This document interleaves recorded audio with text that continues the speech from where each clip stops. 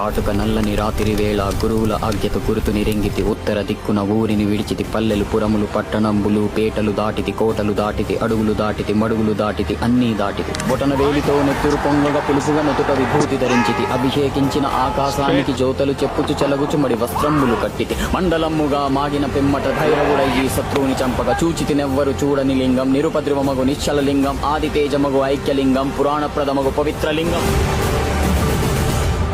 శివ. అద్భుతం జరిగేటప్పుడు ఎవరూ గుర్తించలేరు, జరిగిన తర్వాత ఎవరు గుర్తించాల్సిన అవసరం లేదు. నువ్వే మా దేవుడని నువ్వు నమ్మే పని లేదు, మాకు నమ్మించే అక్కరాలేదు. స్వామి, ఇది నీ దర్శనం, ఇది నిదర్శనం.